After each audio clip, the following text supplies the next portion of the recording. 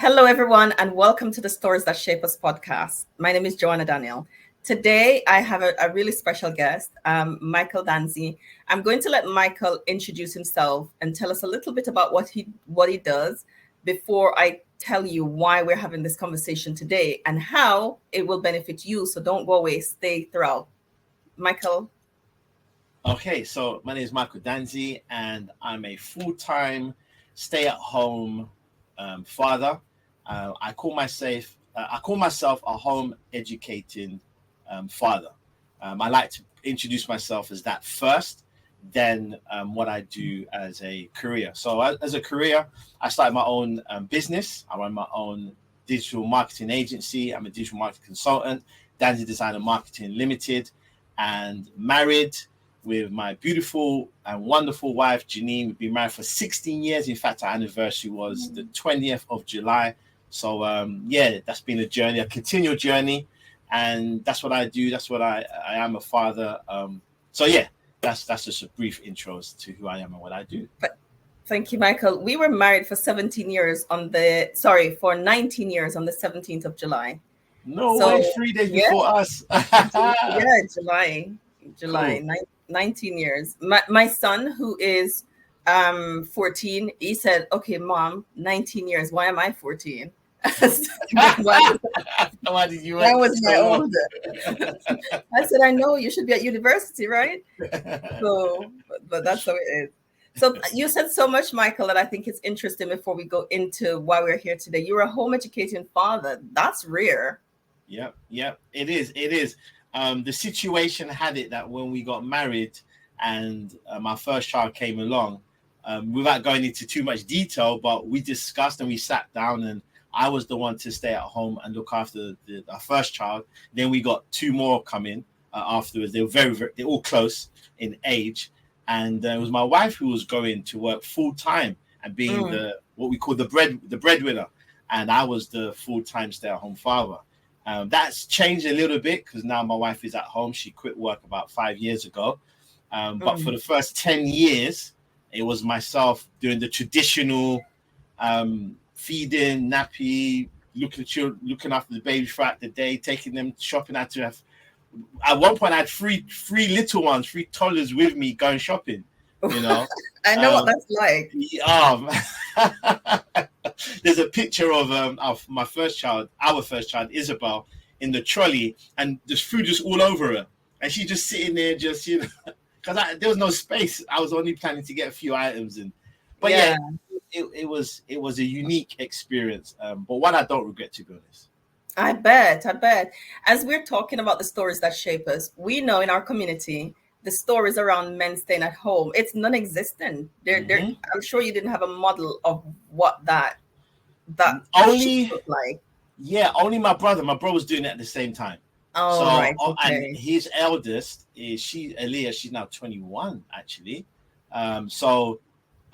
We was looking at Jonathan and Patrice in terms of home education, right, with their elders. So me and him, we're close anyway, but we got even closer because, man, the mistakes that was being made, and and what do you do here, John? Just parenting generally, to be honest. I would ask Jonathan, and a lot of things, a lot of advice, man. She's on bread, a lot. So that did help. If I was completely on my own, it would have been much harder than it actually was, because there were some challenges, some mental challenges in terms of perception about how I view myself as a man and things of that nature. I bet that was because we wish we knew somebody who was doing it, because we homeschooled, as you know, until last year, when they were 17. Right. But I believe that Glenn would have been much better at it than me. The homeschooling part, a better teacher, all of that kind of stuff. But all the spaces that we were in, it's the woman must. And one of the regrets that we have, how you reflect and assess, is that we wish we had done it that way. Right. Yeah. That's interesting, because I do relate in that perspective, in terms of, as I preach, and so I don't preach as much as I did when they were growing up. So I've done a lot of preaching, and in the sermon, somewhere or another, it would come out that I homeschool. I think in the introduction, I said, or somewhere, some analogy or something, right? So people would come up to us to ask us for advice, but no one ever assumed I had anything to do with it. Yeah. So they would just go to Janine and start talking to her, right? And, you know, my wife being my wife and being fair to the facts, just the facts, you know, was like, oh, well, Michael can help you on this part. And they were like, oh, what? We would say, well, he's doing like the bulk of it kind of thing. I'm at work. You know, obviously Jay did her part when she came home, but the roles were reversed in that traditional sense, completely reversed. Yeah. And so people were shocked. People were kind of shocked. I bet. I think it took us a long time to get to the place where we said, you know what, let's just do what's right for our family. Yeah. Because this isn't the prescribed role isn't working. Yeah. We're gonna and so we worked. Yeah, it is key. And we worked around each other then. So we were sharing more of the teaching and the responsibilities, which worked for us. But it wasn't popular. But what you guys did was amazing. Yeah. Just quickly, I just wanted to just say, as I mentioned before, we sat down and decided. So it wasn't like a tug of war. You're going to work or I'm going. Like most men wouldn't even think of that. So obviously, people would assume correctly that I wasn't like, oh yeah, I'm going to stay at home. There were just situations, circumstances that it was best that model would start first. Me at home, but then I grew into it. You know, and to be honest, I did thrive in it because I love children, I love teaching, and I'm more playful than my wife. Much more playful. If I muck around a bit too much sometimes with the kids. So, it worked out good. It worked out. If I'm honest, the stories that shaped me wouldn't have allowed me to go to work and he stay home. Even though before we got married, he says, I'm fine if you have a different career or a better one or a better paying one. But the stories that shaped me wouldn't have allowed me to do it in those early years, even though he was much better teacher than I am. And I grew in patience and that character quality developed, but he's just so calm as my husband and so chilled, and he's the playful one as well. He's the one that does the rolling around. I sit and read books and listen to podcasts and let's listen to this, you know. But I suppose the children benefit from both of us, but the stories that shaped me, in all honesty, wouldn't have allowed that at that time. I don't think I was mature enough to be able to do that. It took us a while. Okay. Took us a while.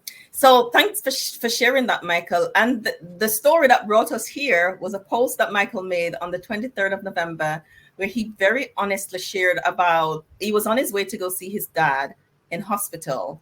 And he was having this reflection as he was going, and he shared that reflection with us. And I thought how significant it is that one, he's aware of his thoughts and what's going on, because we're not always aware of what's going on. Michael was angry at some places and he knew why. And I thought that was amazing. So I wanted you to come and let's talk about that as a man, the stories that shape us in our childhood and who the kind of people it made us. Because I saw so many things that came out of that reflection: emotional management, understanding of emotions, understanding of self, empathy for yourself, empathy for your father, forgiveness. All of those things was in that post. But tell us about that story, Michael, before we go into it. It's funny. I just thought it's funny that I'm able to tell this story, and I'm thankful to God that I was even to post that. So my father had a stroke, and so this was a major one. And he had strokes before, but for some reason, which I can only guess, he never told myself and my brother. So there's only two of us in terms of siblings, right? So he never told us. We'd always hear later on he was either in hospital, like when he's come out from an uncle, an auntie. We've got a big family, right? And so on this occasion, we were told, hey, your dad's in hospital, he's had a stroke. And at the time, I was living in Birmingham, my brother's in Leicester, so we had to drive down. So, because, you know, all that's coming to my mind is this is serious. He could have died. As I'm driving down, I'm not really saying much, you know, just driving down on the motorway. And it was really strange because you should be feeling sorry, sad. No, I wasn't feeling sorry or sad. Well, so I thought. The emotion I was feeling at the time was pure rage, pure anger, pure resentment. And the more I started to think about the situation, the more angry I got. And at the time, I had no clue why. So I'm going to tell it from that perspective. I'm going to tell it from what I was feeling, why I was feeling, but I don't know why I was so angry at the time. And I remember verbalizing certain thoughts that was coming to my mind at the time. He should know better. You know, he knows he should be eating more healthily, and he's put himself in this situation, and how could he do this? How could he? And I'm just winding myself up, right? At the time, all I was looking at is you could have died and now you were gone. And I was vexed that you could have died, and I was putting it on him. It's you're to blame. You should have done better, right? And it was almost a feeling of you would have left me. You would have left me, and now what? I would have just been by myself. So at the time, I'm not really processing why I'm saying what I'm saying, why I'm angry. I'm just vexed. Just vexed. So we get to the hospital, and I remember saying to myself, watch when I see him. And I remember saying to Janine, watch, I'm going to tell him about himself, that he has to fix up. How can he do this? He should take better care of his health, blah, blah, blah, blah, blah, right? And I believed I was going to do it.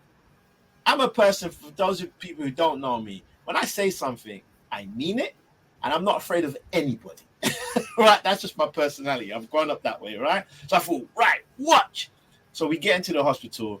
I see him sitting there, and I'm silent. I did not say a word. The most I said was, hello, daddy. That's it. Literally, hello, daddy. Like I was 10 years old. Yeah. This happened when I was 20, I can't remember now, 20, 28, 29, maybe 30. I can't remember. But I remember, you could do the maths. Isabel's 15 now. She must have been about 2 or 3 at the time. Right? So anyway, so I'm sitting there. There's other people there talking. My brother eventually arrives. My brother's a joker. He's got a gift. He can take the most dire situation and make you laugh. Like we were just talking before we went live stream, we were talking about certain challenges and you made a joke. I like that. I like where you can kind of bring some humor into a dire situation. My brother's the king at that. So he's joking around, and he's making the situation light. It's much better than we're just sitting there just very somber, he could have died. Anyway, cut long story short, we have to leave. And I haven't said anything yet. Remember, this big old tough guy, I'm going to tell him all this, right? I'm going to tell him about himself. I have to leave. So let me just say this quickly. We didn't grow up with physical affection with my dad, right? So like hugging and all that stuff, it wasn't really, he would never go, hey, Michael and Jonathan, whatever, right? But he would, let me make this very clear. My dad was very, very affectionate in other ways. His discipline, physical discipline wasn't my dad's forte. He was a talker. He was a reasoner. He was very patient, very calm man. So in that way, the lack of physical affection, I didn't think I needed it when I was younger. Right? It wasn't anything that went through my mind. Hey, how come I don't get hugs from my dad? Anyway, I say that because as I got up from my chair to say goodbye, I just hugged him. Because the thought, it's like the situation broke that anger. The situation it's almost like, shut up, boy. You don't know what you're talking about, man. Yeah, whatever, right? Again, I hadn't processed anything yet. The situation kind of just calmed me because the reality set in. The reality started to really set in. Man, he could have gone. And those would have been your final words. Right? He would have been, and that would have been your final feeling. So I started to feel a sense of gratefulness all of a sudden, slowly coming through like, he's still here. Be grateful. Be very grateful he's still here. So I remember just hugging him, crying a little bit, but holding back my tears, more like a little tear. Didn't really let my emotion out or anything. Hugged him and says, love you, daddy. And there was a little moment there where, lump in his throat, You could hear a lump in my throat, and again, you could see he wanted to say much, but he didn't say what he wanted to say. I didn't say what I wanted to say, but it's like there was a moment where he's just looking, and you can see he wants to say so much, but he didn't. And I said, goodbye, Daddy. And I remember just, and then I pushed that to the side. I didn't address it. I didn't analyze it at the time. I didn't speak about it to my wife again. I didn't mention why I didn't say something when I said I was going to say something. Yeah. Until that post, to be honest.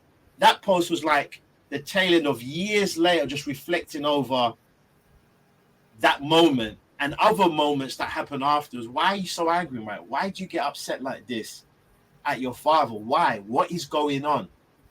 What did you learn in those interim years that gave you the ability to do that level of reflection? Oh, wow. Making my own mistakes, to be honest. To be frank, it was literally falling flat on my face in a hard way. When I say mistakes, I'll be specific. My own children. Yeah. So that rage came out in ways that's not healthy. In parenting. Yeah, in parenting, that's right. That rage came out. The way I spoke to them. It just wasn't good. Wasn't and me, I'm honest about my faith. I'm a Christian. I love God with all my heart, all my soul. So that aspect of who I am is always there. And God's not that vengeful, condemning God. That's what the God I serve anyway. But he's gently saying to me, Mike, what's and I'm feeling bad. And so there's this battle going on of who I say I am, who I'm supposed to be representing, and these lovely human beings that God has entrusted me with. They're innocent, they're wonderful, they're nice, and then there's this rage coming out. And so I had to the analogy I always give people is this. Every time I walk up in the room, there was two versions of Michael who were going to live that day. And it's either the version of Michael that's going to make his wife happy and his children love that day, or the version of Michael that's going to make them miserable. And there was a fight between those two. And so as I was the years of making these I call them fundamental, but they weren't fundamental. I didn't know they were deeper than, just stop getting angry. Just stop getting angry. Right? Yeah. It's like, well, there were some triggers I didn't even realize. So as I started to think, Michael, what is going on here? You didn't know you were like this, right? So that started to just make me reflect, because I wanted to change. I desperately wanted, for the sake of my wife and my kids, I'll be honest, for them, I'm like, I need to take hold of this and get control over this. But how do I do this? And then who do I speak to? Who can I go to? I'm a preacher. I speak all over the place. And I'm having these battles privately in my house. Many times, no one knows this, but the many nights I'll be crying my eyes out, just like, what is wrong with me? Lord, help me. So it was a crisis that kind of started the journey of reflection, deep. And this wasn't weeks and months, that this was years and years of work. That's right. I know that depth of change requires years of work, and that's why some people don't do it, because it's hard work. Right. But what were some of the tools that you used to do that deep reflection? Tools. I don't know what the tools are. I'll tell you what I did. I don't know if you can call them tools, because it's interesting. Your questions. I like this area of science and therapy and counseling, because it gives me language to identify certain things, and I love identifying because I'm an analytical person. Yeah. So in your introduction, you mentioned you were analyzing my post, and you said there was this, and I was like, I didn't know there was all that stuff in there. I need to go back and put it through Chat GPT, put your audio in and say, right, identify what Joanna said, so I can then identify in others and commend them when they're beating up themselves, right? So thank you for that, Joanna. So the tools, well, okay, I'll tell you. First was, this might sound airy-fairy, but this is just the truth. It's not. Prayer. A lot. It's a tool. Yeah, a lot of prayer. When I say prayer, let me identify how I prayed. Right? So first I used to pray like this, Lord, help me. And then one day the Lord's like, yeah, but why did you do it? Mm-hmm. And I was like, oh, wait, what do you mean? But there's no excuse. He's like, let's deal with the why. And I was like, but I've never heard that thought before, ever in church. Why? Why did you fall? No, you should have just not fallen. You should have just not done it. You should just not done it. What do you mean why? I don't want to hear why. Go and repent. So now I'm hearing this strong impression saying, why? And I'm like, no, I'm angry. Let not the sun go down upon your wrath. Swift to hear, slow to speak, swift to hear, slow to wrath. What are these verses? So I'm like, no, I'm not supposed to be getting angry though. And this strong impression is coming upon me saying, but why? And I'm sitting there going, and I'm afraid to answer the question because of my view at the time is this hardline, conservative, strict element of my characters there, that's due to my upbringing, is there. There's no excuse. There's no excuse, right? So I'm like, but there were, I don't want to call them reasons, but there were factors. And then, so as I started to address the why, they're not right or wrong, they're just the factors. I'm not justifying this, they're just fact. Why did you say this? Because I think he's weak when he does that. I had to address these belief systems. So you changed your core. You had to change your core belief. 100%. I didn't realize. That's right. There was some fun that I realized, and this was just the Holy Spirit speaking to me and me analyzing my, like, so the process was more, okay, I'm going to pray. I'm like, Lord, I've done it again. And I'm bawling my eyes. I'm beating up myself too much. Because there's a healthy remorse and a healthy thought where you should take responsibility. But then there's a fine line where that's going to lead you to condemn yourself, and that can lead to thoughts of maybe even taking your life. That's never happened to me, but I know that's on the same trajectory. And it's not God. That's not God. 100%. So I knew, or I was learning. In fact, it was my brother who used to say to me, and his voice would echo while I was praying, Michael, you're too hard on yourself. So while I was reflecting, and then this thought was, why did you do it? And then I'm just using one example. Yeah, but he's soft. He's got to be tough. And then the Lord's like speaking to me. Okay, let's analyze what you just said. Let's. So what do you think toughness is? And as I'm starting to think, because I've never been challenged on what I think manliness, a man is, and toughness. So now I'm questioning myself, and I'm reasoning, going, that don't make no sense. Toughness is not a show of just muscle and strength. Toughness is stand for what's right. Also, because I understand this from my study of the Bible, my view of Jesus is like he wasn't muscly, like a muscle, but he was tough. He was strong because he stood up for what was right in the face of when everybody's like, you should do this. Yeah. So I'm analyzing these things, and then I'm realizing I have a lot of wrong ideas that is causing me to just overreact in situations. A lot of views of discipline. We ain't got time to go through them, but there's a lot of ideas I have of how I think that you should behave, which is completely wrong. It's nonsense. And just using that as an example, as I started to think about those, that was part of the process of saying, you're wrong. You think you're right. I was like, I'm wrong, but I've read Adventist Home and I've read Child Guidance, and I know all these verses, and I'm wrong on this very simple point. Because it was simple little things. They're not deep, complex, philosophical points. It's like, so why can't you give them another option at the dinner table? What's the problem with why, Mike? So these things are going through my mind, and I'm like, yeah, but they must. But why? Why are you so dogmatic? They don't want, let's say, green beans. Do they like spinach? Yes. Get up and make them spinach. What would that say to the child if you did that? You don't like that? Fine. Yeah. And then God was one time said to me, Michael, how many versions of fruits do I have? I'm like, thousands. He goes, how many versions of potatoes do I have? I remember my auntie Linda, I was at her house, and I never forget this. I don't know why this stuck in my mind. She had a book, and it talked about the hundreds of varieties of potatoes. And I think because at the time I thought there was only a few different versions of potatoes. So those ideas started to challenge my core beliefs, which then challenged why it was okay. That's the thing, to behave in these situations, even though it wasn't, which I've just learned there was a cognitive dissonance. You're saying this belief system is right, but then if it justifies your behavior, why are you feeling bad about your behavior then? Because I know deep down, this is not good to act like this. I'm trying to be like Jesus. I'm trying to be kind, blah, blah, blah.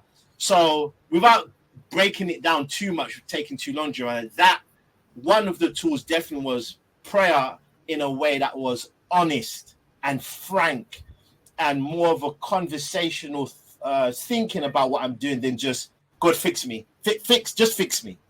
And last point on this, quickly, last point on this. This is a good point. I asked ChatGPT, what's the difference between fixing and healing? And it gave me fixing focuses on an immediate result. Healing goes to the core problem to why something is being done. And I think that's fantastic definition of both. But you know, I love the fact that you were honest with God. I posted a video a couple of days ago talking about that, because sometimes we are not honest with Him. We're not going to Him. We do the prescriptive prayer that we learned growing up, and we're not really going to Him and say, "This is how I feel. This is what's happening." But you didn't only do that; you were also available for the answer, because His answer was why. Because the why gets you to the root of your why. That's right. And that's what it did. So did your view, those views that you were forming, or those views that you had, were they from childhood? Was that how you were parented? 100%. 100%. What I thought was my own ideas about parenting. No, you've just picked that up by proxy. You've just picked that up. And you thought you analyzed this. You thought you spent time thinking about what you're going to do. You thought you had a plan. No, you didn't have no plan. Boom, just a reaction. There's no plan. And if you don't plan, you plan to fail. There's no plan. There's no, okay, if my child does this in this situation, what's our protocol? What we going to do? You think, no. So, 100% all from childhood. And some things obviously were good, but then there were other things which were very, very problematic and need to be improved upon drastically for my children and our household. So definitely. Absolutely. In times of crisis, we resort to what we know, because that's what the brain has. That's the information that we have. So that's where we go. And I did a post years ago about, my son saying no to me. And when he was hitting that first teenage years, and I said, Deuce, I don't remember what I asked him to do in his room, and he said no, and he really squared up to me, and I'm like, this boy is really squared up to me. I'm like, did you know I'm Jamaican? Like, Joanna was just like, hey, I'll go back to my roots. But I said, just before culture rescued me, then the training that I had around understanding the teenage brain and understanding what was happening kicked in before I could just go the regular route, before the brain takes me down the path that is familiar. And that rescued me in that moment. And I was able to, I think, I don't remember what I did in the post, but I said, I think I laughed or I did something funny that broke the moment for us. And, he just went and did what I told him to do, because he was just kind of testing out his wings a little bit. That's all he was doing as a teenage boy. And so that helped to shape a lot of, but it's so easy for culture to rescue us. It's so easy for how we were raised to just carry on, and we think we defend it, and, That's right. and make it good when so much of it needed to be discarded. So much of it. That's right. Can I jump in there? You've just triggered a thought that my brother helped me understand. I'm going to refer to Jonathan loads. loads. He said the reason why we're strict, Mike, and again, sorry, I'm not being fair to him because he doesn't teach like that. He teaches through asking loads of questions. Yeah. So when I'm speaking in the voice of what the conclusion I came to after him asking me questions. He never says, right, you know why you're strict. My brother never does that. He goes, so why do you think you do that? And his line of questioning is so good. It doesn't never condense, but it gets you to think. And you think, oh, why did I do that? So anyway, his line of question one day was, we're always talking about, I'm like, Mike, Jonathan, man, I'm just too strict, man. This is not good. Right? I'm too harsh. I want to curve that side of my personality, right? So after the conversation, the conclusion I came to through his question was fear. You're scared. When you're reacting this way, you are scared, petrified, because, and now we have to bring, unfortunately, the let me call it the ultra conservative Christian paradigm on top, because not the Christian paradigm, because there is no fear in love. Perfect love casteth out fear. Fear have torment. God has not given us a spirit of fear. So fear in the ultra conservative mindset is this: what you do, you see this little thing and you extrapolate something completely not true. You're like, oh, if I don't correct this right now, they're gonna be lost. Eternal life is at stake. Yeah. I can relate. Like, it's not, Mike, it's not that deep. They've just not eaten their vegetables. They literally just don't like broccoli. That's it. And it's okay. It's okay. I have to laugh because it's so bad. And I'm glad I can laugh, right? And laugh about it, because in the child's mind, they just don't like that food. That's it. And anyway, so fear, I just want to get back to the point. Fear was at the root of the reaction. Right? You think that this is going to happen. You think this. And so there's just this. So the emotion that's attached to the thought process just comes out. So again, another belief system had to be chopped down. Relax. Right? Relax. They're going to be fine. Yeah, that's right. Yeah. They're going to be fine. I shared that with a group of mothers the other day about how our fear influences how we deal with things, because I recognize that in myself as well. And that's why I could laugh, because my fear used to do the same thing because of similar belief systems. Like, relax, it's okay. You know, it's all right. That it doesn't mean that if they tell you no, it doesn't mean that they're disobedient children. They're actually they're okay. The classic, you're being rude. I used to say that a lot. So my our eldest, in fact, all of them, but my eldest, you're being rude. So she's like me. And then at first, that was being stamped out, their individuality. Thank God I drastically changed when Isabel was about 6, right? Drastically. And I remember saying to them, when now sometimes I regret saying this, and you know why in a minute. I remember saying, to try and undo a lot of the bad parenting for the years in their toddler years, right? I remember saying, look, you have the right to answer back to daddy. You have the right. Yeah, I said, you have the right to stand up to me. If I'm wrong, because we serve God. I don't make the rules. Right? So I remember kept saying that to try and undo and build up their confidence and say, speak to me. Because there was a moment where they were a bit fearful as little ones. They weren't open, and I was like, I don't like that. I always wanted to have a close, affectionate relationship, especially with my girls, right? So I was always saying this. So now my eldest is 15. And boy, does she use that freedom in a good way.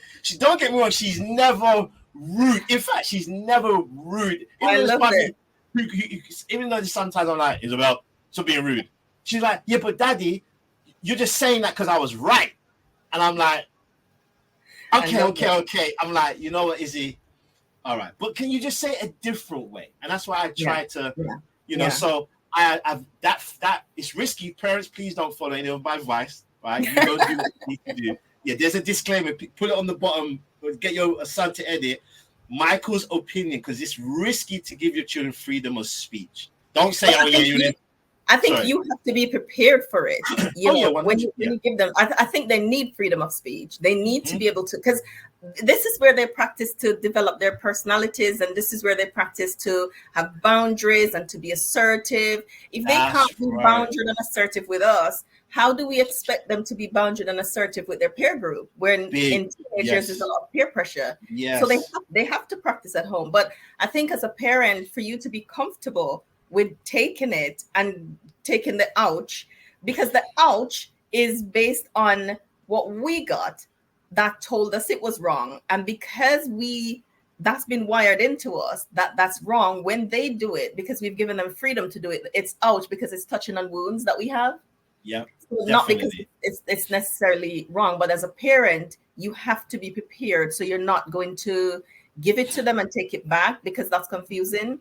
If you're giving it and take it back, so you have to do the work of understanding and dealing with your own, when your own triggers come up, to be able to manage those triggers so that you're not taking back a privilege and a freedom that you've given to your children. That wouldn't be fair. But I think there's so many places that we could go with this. I absolutely love this conversation because I see myself so much. But you talked in the post about anger. You said you realize that, and again, maybe the root of that fear, a fear of what if something happened to my dad? What if something happened to him? And, they said anger is a secondary emotion, not a primary one. So something else is underneath it. And you discovered in your post that under your anger was fear. Again, what if he died and I never had to speak to him and I never get a chance to speak to him? How did you resolve that? How did you resolve that for yourself? Because you didn't speak to him when you go, but how did you resolve it over the years? It was very, very hard. Very, very hard. So there's a part of me where it's resolved and there's part of me where it's not resolved. Are you working through it? No, as in not resolved, meaning we are not able to resolve some of the things that I wanted to talk about because he's not in the mental capacity to do so. He's got vascular dementia. So there's that. So, but how I resolved it was very, very hard. Very, very hard because normal conversations would turn into arguments. Just random. When he would call me, ask me for help, on the computer, I'm like, how do you do that thing again? And I would always show him, our relationship, and this is the thing, our relationship was good, generally speaking, it was good. It wasn't bad. So I don't want people to get the wrong idea that my dad was this bad parent. He really wasn't. And there was major abuse. No, there wasn't. But there were just things that, unfortunately, he was unaware of that impacted me in a way that he just literally was clueless, to be honest. I know he's clueless in the way it's impacted myself and even my brother. So one day, it was a choice that I had to make. I remember we'd have these conversations on the phone, normal conversation, we're talking, and then I would share something. And every time he didn't agree, I would get upset. But really upset, like 0 to 10 immediately. And it would turn out into something else. Like, it wasn't that us having a little conversation. It's me like, you don't listen. You never take my point. And then now all this stuff is coming out. Yeah. So again, I'm just like, I don't like acting this way. And this is the thing, I've never liked my anger. We've never been friends. It's been helpful at times. I lived in a bad neighborhood, right? It's been helpful, right? But deep down, I've never been friends with it, right? Because it's hurt people that it's never given me the tools when I really needed it. Like I didn't have the language, didn't know how to speak. So that there was a time when, again, I'm angry at my dad, and I always, and as well, let me say this, I would always say sorry. When I would have these calls, I would always say sorry. You reflect, you say, "Oh, sorry, Daddy." And again, we never would talk. He wouldn't say, "Michael, what's up?" You just say, "Okay, then." He would receive it, but it's like looking back. He wouldn't go, "Tell me about that." Yeah, what happened? Like, what was the blow up for, kind of thing. So anyway, again, I don't know why. I'm not saying that was a bad thing on him. I don't know, right? That would be too much. They probably didn't have the tools. To do it. Exactly. So I'm not going to be harsh on him, right? But the opportunity never arose. So this last time I'm sitting there, I've put the phone down. I'm thinking, Mike, why are you angry at your dad? And I'm sitting there like I am now at my desk. And the thought came to my mind is, because you don't feel he respects you. You don't feel he acknowledges your talents. You don't feel that he said, well done to you enough. You don't feel that your dad says, Mike, man, like my preachings. It's funny. My dad's interesting, right? Jonathan told me, because I remember, saying to my brother one day about this very point, Daddy never says, I'm a good preacher. Everybody else around the world, I've been around, and people are like, oh, Mike, this, you're so good, you've helped me. My dad's never come to me and says, Michael, man, boy, and hugged me and just been like, Michael, man, boy, sir. That's what my dad used to say. Boy, sir. When he used to watch Top Gear, he loves cars, in it, right? And he's a mechanic, loves fast cars, and all that. He'd be like, boy, sir, look at that man, right? So, but my brother said, Michael, privately, Daddy was proud of you, So I had to kind of just say, if I'm not going to get what I'm looking for, just accept it. Because you don't know why. It does hurt. But if you keep trying to get this thing from him, what if he never gives it to you? What are you going to do? And I had to really sit down and accept that I might not get the thing I'm looking for. It's a very specific little thing items. He's like, imagine, it's like I say like this. He has a shop. He owns a shop. He's got many items. And he's allowed me access to many of the items. But there was one he just didn't allow access, but he wasn't aware of, that he wasn't allowing me access to that part of the shop. He wasn't aware, right? And I had to just accept, if I don't get that, I'm going to keep holding this anger against him. Am I going to keep doing this and blowing up? And then it affects me in other areas. I said, nah. So I just said to God, I remember praying to God, confessing and saying, help me to accept the reality that I might not get what I'm looking for. And I broke down crying. That felt heavy for me. I was going to say I felt that sadness when you had to let that go, because you didn't hold on to it because you wanted to. You hold on. It was there because it was a wound. Yeah. And you were saying, heal this for me. Yeah. Help me let it go. Yeah. I'm not going to ever get what I want. The grief that accompanies that is real. It's heavy, Joy. It's heavy. And that's why I didn't understand that from a child. That's what stopped me being vulnerable. Because if I get too vulnerable, there was just deep wound. I would just feel like I'm going to cry and I can't stop. So I would stop. I would just push it down. So vulnerability wasn't me. The version of that people are seeing now in my sermons, personally when I talk to people, that Michael is some new person, some new creation kind of thing, right? Because, I remember a friend of mine saying to me quickly, in fact, it was Andrew Fuller, when I was sharing certain little things in my life and struggles and challenges and stuff. And he was like, Mike, you need to share that. He goes, no wonder you preach so strong. And now I get why you are the way that you got so much passion. He goes, no one knows that's going on. No one. And I said, Andrew, I hear you. I says, I know I too want to act this me, but trust me on this when I say this. Right now, I just can't. Because I said, even now I can feel if I say something, it's going to be a mess. It's not going to come out right. I haven't resolved certain things. And I don't want to share these things in a way that people look at my parents and be like, that was what I don't want to do. Do you see? Right? Yeah. It's my journey, it's my story. But at the same time, I've got to be able to share it. I always remember they did excellent in that area. They did excellent in that area. And they're still doing excellent in the areas that they can. Right? And because for most of it, I say my parents were good parents. Never, so yeah, that was a hard one, Joanna. That's how I had to really pray and just give it to God and be like, boy, I bowed as if he died. It was weird. I bowed as if, it was deep. It was deep. I know you're not aware of many of the processes that you have, but I hear so many in that, because nobody have those experiences and arrive at the places that you arrive at without doing a lot of work, a lot of developing self-awareness. And self-awareness is one thing, but we can be aware of ourselves, but we never put into practice the things that we become aware of. Some of the stories that shape us is that I'm a man, I'm the head of this house.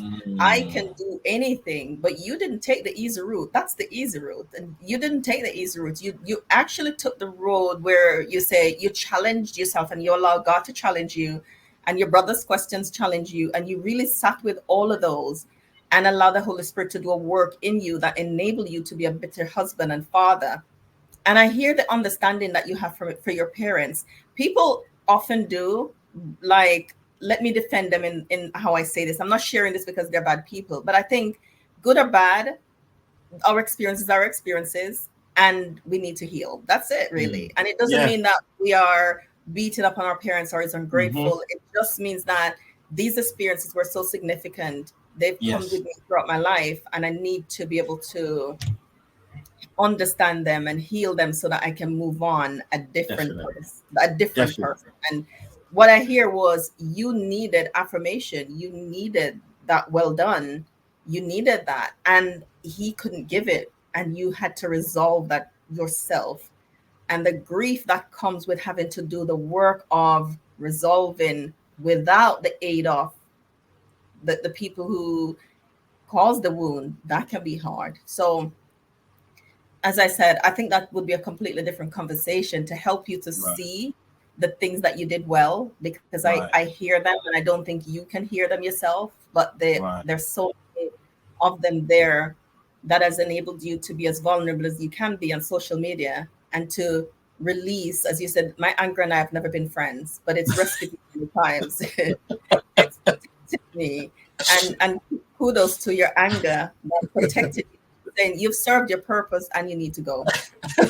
It's fun. I like when you repeated it. It sounded better when it came out of your mouth than mine, because yeah, it did, because I hated bullies. I stood up to bullies in my neighborhood. I defended people in school. I had a very keen sense of injustice, very from a young age.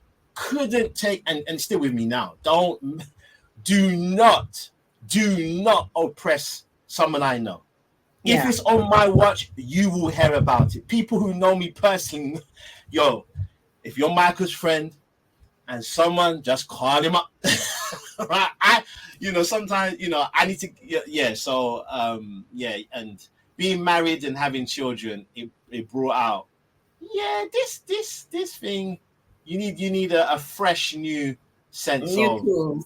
New yeah, tools. yeah. It was all right in the ghetto, but it's not needed now. No, It's no. not needed no You more. don't need it now. You don't need it No, now. And no. again, it takes a Christ-like man, somebody who can actually hear him, to be able to say, okay, I'm going to release it. I'm going to trust you to give me some tools that works for me, that I don't need to use this one anymore. And sometimes it is about trust. What are those tools that I can use that are going to serve me, and so I can release this one. I don't need it anymore. So thank you, Michael. Thank you so much for sharing as honestly as you have shared with us. Follow Michael. Where can people find and follow you?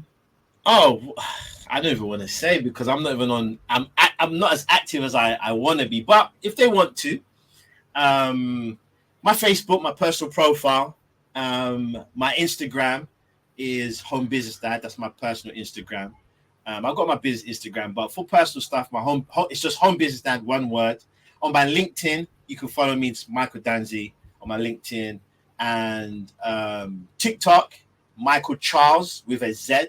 Michael Charles, just one word, Michael, and then Charles with a Z instead of an S on TikTok, and Home Business Dad. What else? Yeah, that's it. So just Facebook would be the easiest. Send me a friend request or a like or a post, or Home Business Dad Instagram DM. And if someone wants to ask questions or something like that, just get me that way. But I hope that people just I hope it helps men especially start or continue a journey. Even the men who probably going through the same stuff but don't realize, God's got them. And not only that, sometimes professional help, if you can get some professional good counseling, I wouldn't be adverse to encouraging people to seek that, because in one way or another, I was getting counseling from my brother, but I didn't know at the time, because I could trust him, and he was frank to sometimes put the torch on me. Michael, that's you here. And there was that. One of the tools was acknowledgement when I dropped the ball. Yeah. So that's how they can reach me on social media. Home Business Dad on Instagram and LinkedIn, Michael Danzi, Facebook, Michael Danzi. What else? That's it. TikTok, Michael Charles. Thank you so much, Michael. Thank you for joining us in this episode of Stories That Shape Us. I hope you'll join us on the next story. Thank you for having me, Joanna.